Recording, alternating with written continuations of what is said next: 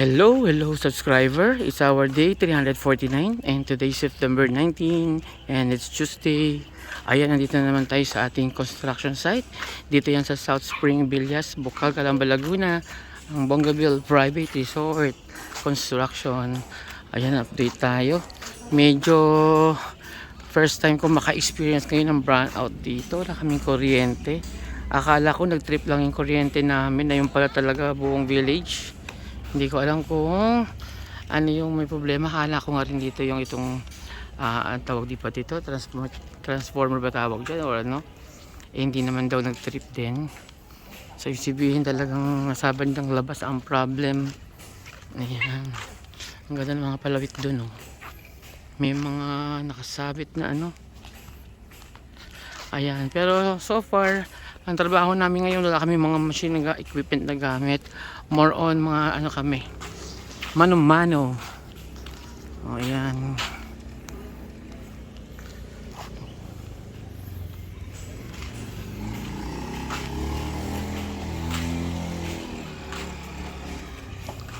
Ito yung ating. Ay, nag-trip pa yung ano? Diyan bumaba ba? Hindi naman, di ba? Hindi naman nakababa yung ano? O, hindi naman daw nakababa. O, yan. Update na tayo dun sa loob. Itong nakakarto mga aso. Yan mga aso rito. May dalawa pa. So, kung may gusto pang niya kumumampo ng aso. Yan. Pasok muna tayo dito. O, ito naawat yung aming welding. Nakakot boy siya ngayon.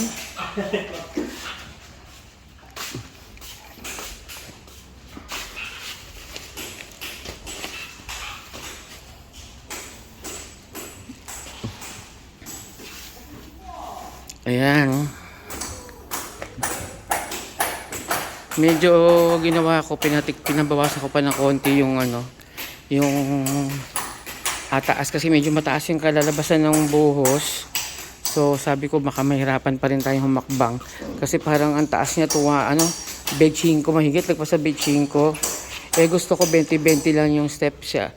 Yung hakbang niya 20 ano lang, centimeter lang para banayad lang. Kaparehas lang din ang mga hakbangan dito saka dito sa mga hagdanan dito na 20. Eh yun, tinatikikan ko pa para umabot ng 20. Tapos yun dito rin 20-20 yung pababa. So yun lang yung madagdag na trabaho. Nagtiktik na sila dito kanina, nagbawas. Ayan, para madaling plasteringan ng ano, ng pebbles. Tapos ayun, nag-search ako sa YouTube ng mga method ng ano, ng paano magtamang expose ng mga aggregates, yung tinatawag na kalabas yung mga graba or ano, pebbles. Ayun, meron siyang dalawang klase. Meron siya yung hinahalo sa buhos. Tapos meron naman siya yung binubudbud lang. Yung parang seeding ang tawag nila doon. Ayun, parang parehas naman. Yun nga lang yung seeding mas siksik siya sa taas kasi nga binubudbud siya. Parang tinatanim-tanim mo yung mga buto-buto. Parang gano'n ang tawag doon, seeding. Pero ang gagawin namin po si method yung ano, yung hinahalo sa buhos. Ayun, tapos gagayahin namin yung isang technique na ano, pagka tapos pa ano na malatag diyan yung pebbles, so gagawin namin kinaumagahan, babalutin namin ng plastic. Tapos kinaumagahan namin ng ano, umaga na medyo hindi pa siya nagkukuring. Yung pagbalot ng plastic para mabawasan yung pagkukuring ng ano, ng semento. Ayun, so pag umaga, i-sprayan na namin siya ng tubig, i-pressure ano namin. Tapos para matanggal yung mga semento sa ibabaw, maiiwan yung mga pebbles lang. Pero pinag-iisipan ko kung maghahalo ako ng mga admix na tinatawag nilang chemical para magkaroon ng compound, magdikit-dikit siya lalo. Pero yung ibang nakita ko admix parang ano lang parang papabilisin nila yung pag-cure. So baka hindi maganda yun kasi baka man yan tumigas ng gusto at hindi na namin matanggal. Pero yun nga, sana mamaya makapag-experiment kami. Try namin gumawa ng isang square na timpla para kung ganon. Kasi sabi namin ni Buti mamaya hapon gagawin para umaga-umaga siya ma-sprayan namin. Yan, tapos ito na yung mga piping namin na ginawa. Tapos yung planter box nga pala, yun, ginawa nila ng forma nandun sa labas. Hindi ko lang alam kung natimplahan na. Mamaya sisilipin natin yung pagkapalabas natin. Kasi para itatayo na lang dyan kasi i-spot welding lang nila. Yung pinaka planter box. Yung sa kabilang side naman, yung ganitong junction box ng mga ilaw ng LED sa pole, nandito sa dingding. Yan, doon ko siya pinaano. Kasi itong nakalabas dito na na orange pipe, ito yung LED dito sa labas. Tapos ayun nandito naman sa papunta sa labas. Ayan naman yung sa labas ng pole, sa loob ng pole. Kasi ito yung nakabaon dyan sa ilalim, yung bilog na LED. Kasi ito naman yung main line lang. Ayan, sa labas dito. O, ayan, yan naman setup. Tapos umaya siguro sure na makakapag-piping na kami. Sana naman. Kahit basic lang magawa namin yung makagawa na kami na mapagana lang namin yung motor na to at magamit na namin yung unang-unang source ng water source. Dadali namin dun sa storage sa taas yung binili namin stainless na storage. Kahit gravity lang muna. Tapos unti-unti namin paganahin to. Kasi wala pa kasi akong pump dito eh.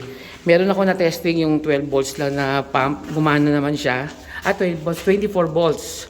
Tapos 240 watts. Medyo maganda naman. Pero hindi siya ganun kalakas yung pressure niya. Pero parang pwede na siya kung lalo na kung galing naman doon sa taas yung tubig gravity. Tutulak siya papunta dito sa bladder tank. Hindi ko lang alam kung kayang siksikin yung bladder tank. Kung magpipressurize siya. Pero kung hindi naman, makakatulong lang siya sa daloy na mas malakas-lakas sa distribution. Ayan, tapos si tatay ito doon na sa taas ng canopy na yan, tinitignan niya yung mga bakal doon para ma-final pintura din kasi mariretouch na. Kasi yung unang-una pa ng ginawa niya matagal na. Ipa-final coat na rin sana.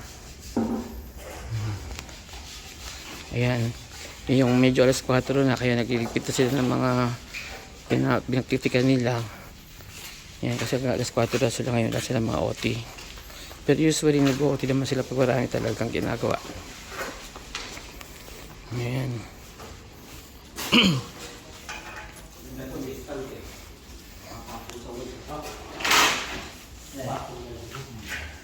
Yung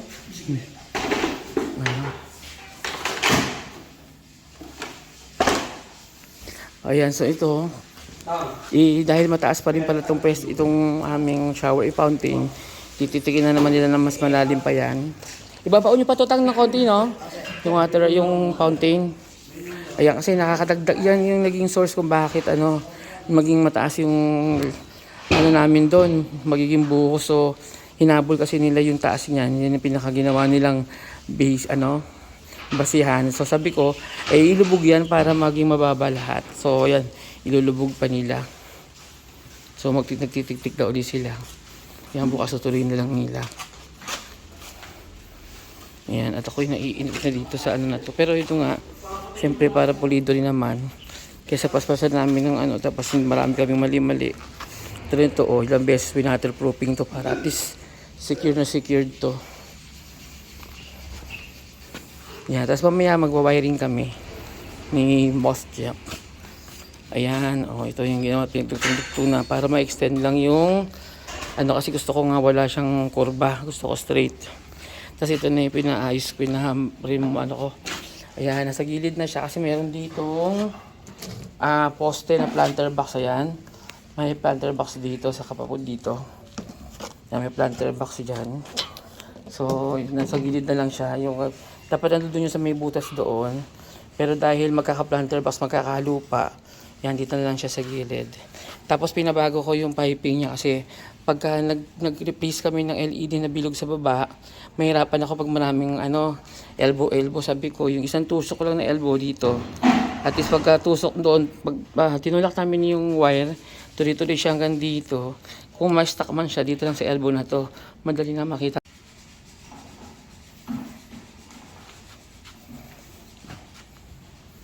Ganun din diretso sa loob yun. Tapos nag-abang lang ako dito ng isang ng wiring papunta rito. Although wala naman paggagamitan kasi meron naman akong wiring doon sa loob. Pero kung sakali naman, pwedeng dumaan din dyan yung LED papalabas dito. Pero yung doon sa loob, meron na doon. Doon na lang sa harapan. Isa lang. Kasi bibili lang ako ng ng isa pang LED na mahaba. Kasi yung binili ko ngayon, dalawang ganon, 30 meters lang. Sakto lang yung dito sa paligid. Meron pa akong naglulup dito. Pasok doon. Pag ganon, mahaba masyado. So may nakita akong 50 meters. At mukha naman kakayanin ng pinaka-power niya. Na adapter niya or transformer niya. Kaya naman. O driver yata tawag niya nila doon. Ayan. Ayan. Parang nagkakadilaw-dilaw Naaarawan siguro kasi siya. Alam ko hindi pwede naaarawan masyado yan Pag naaarawan siya, ganyan ang nangyayari. Pero may grabe nito Ayan. Lupa na lang. Yan, nagkakamatay siya. Ganito siya pagka naaarawan ng gusto. Dapat talaga nasilong to. So baka magpalagay ako dito ng net na maliliit lang. Hanggang dito siguro net, no? Para protection sa halaman din. Hindi siya masyado bilad sa araw. Siyempre ito magpapaganda sa resort natin, mga halaman. Tapos nabibilad sa araw, kung mapangit siya. Hindi na bongga, di ba? So yun yung ating alagaan. Papalagay ako ng net dyan. Yung parang green na net. Ayan yung tangkis taas. Okay, ito yung nahanap kong hagdanan. Nandito pala siya. Kaya gusto ko sana umakyat sa taas ka lang. Kasi dapat nandun sa kabilang side yan. Dito nilagay. So, isipin, pagkakit ka dyan, iikot ka pa. Galing ka doon sa pamprum, iikot ko. Tapos pupunta dyan, layo-layo. Nauubos na yung tabako. Ayan, si tatay mag-spray pala. Wala pang kuryente. Makaniliya. Manong-manong liya lang siya.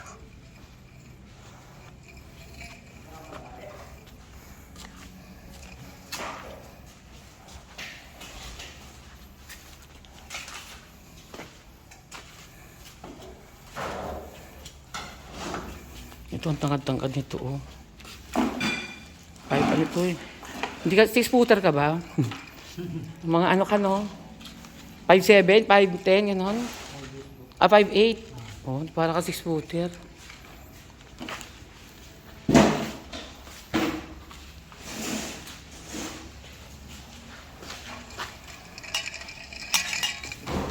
Ngayon, nakita nila ito yung bangko dito.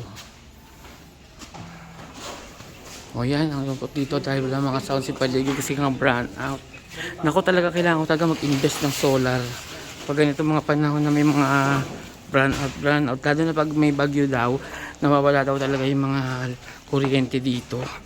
So, kahit pa paano may solar o kaya kung wala namang, kung tag-ulan naman o kahit pa paano may maliit kang generator lang, no? Pang ilaw lang, saka pang mga sounds lang. Ayan.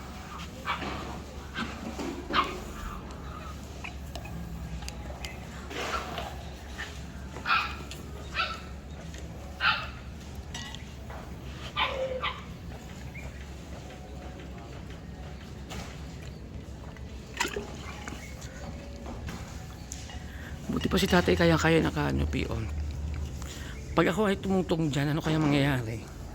Mababarag kaya yung plastic, yung polycarbonate. O kaya babagsak kasi walang tungkod yan. Doon sa dulo lang yung tungkod. Saka dito. Tapos tutungtong ako. Imagine mo yung katawan ko. Yan si tatang kaya si tatay. Ito namang solar dito sa lilim. Yan, dala ako ng tubig. Ito yung bigay sa akin ni mami na galing doon sa supplier namin ng ng GPS ba yan? Yan, wala tayong masyado, dito na sila. Tapos sila yung trabaho nila. Pero dumi kuryente doon sa labas, so yung papasok na ng village namin yata ang wala. So alam anong meron. Kahit paano may sounds sa malalayong lugar. Yan, pag na-cleaning yan, hanggang dito lilinisin yan. Ang alam ko yung puti na semento na yan, gagamitan niya ng muriatic. Yan, tapos ito ulit, tatanggalin na namin yung plastic na itong cover para clear na. Ay naku, tagal-tagal pa, marami pang gagawin. Tapos hindi kulang pa kami ng isang kesame. Dito kasi nga, ang hirap hanapin. Yung ginawa namin, pinagdutong-dutong na namin itong mga ibang panel. Ayan dugtong-dugtong yan, hindi lang halata talaga sa balayo. Pero so far, naubos na. Pero lang kung may, ay ito pa pala Ay wala, hindi pala ito yung Hindi pala to, manipis to. Akala ko meron pang extra dito, wala pala. So ibig sabihin, meron siya, ayun, pahaba, isa lang. Ano ba to? Ay hindi, iba pa pala to. Hardy planks pala to, hindi pa to yung kesame. So talagang kulang pala. Pati dito maliit, kulang. So isang panel pa talaga. Naku, saan namin hahanapin yan? Meron tawid dagat daw, meron. Diyos ko. Isang panel na lang, kinulang pa kami. Kung tapos pinapaabang ko kuryente, nawala na yung wire. Ay, nawala na yung wire. Ba't nawala yung wire?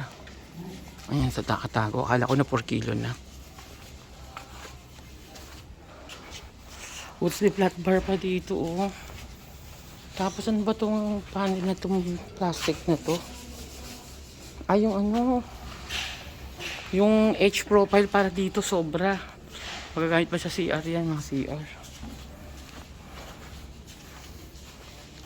Buti naka full charge ako bago mag-brand out. Tapos ito may nakita na ako, hindi ko na siguro gagawan to ng box. Kasi nakakita ako dun ng, ano, ng outlet na may cover, dalawa.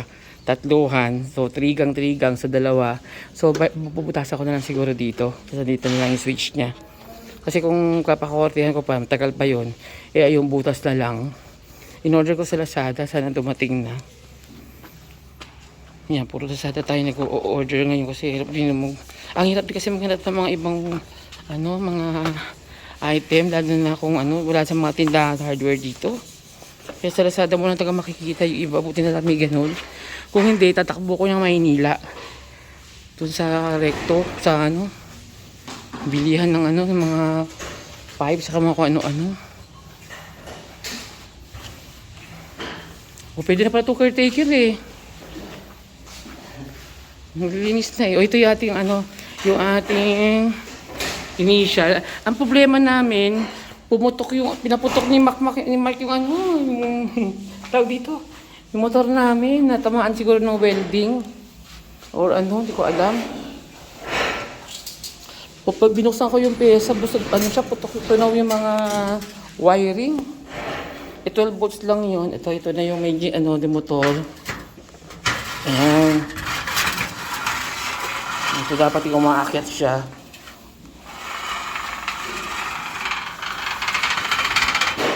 Bigat. Ang bigat niya, pero may TV pa yan.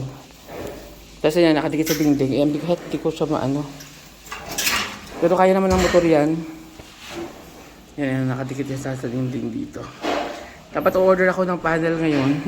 Kung wala ko makakaabot kami, o kaya baka bukas sa umaga na. Yung mga flute. Yan, kaya tamang linis lang sila. Tapos na sila. O yan, yan ang muling update natin dito. More on tik-tik lang naman ang ginawa namin yun, sa kinis lang.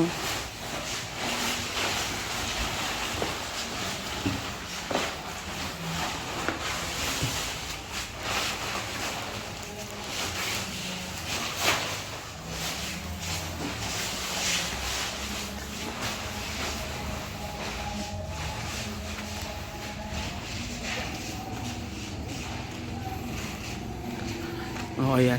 Sa amin sa Marikina, pag walang kuryente, maraming tao sa kalsada. Dito, walang tao. Kasi yung mga bantay dito, caretaker lang, isang tao lang sa bawat resort. Isang dalawa lang sila. So ang daming bahay, tayo dalawa lang. Ang nagpaparami lang dito yung mga guests. O yan, may lulutuin ka. Ayan. Katulad niyang caretaker din niya. Pero kasama niya yung pamilya niya. Doon sila nakatira sa pinabantiyan niya.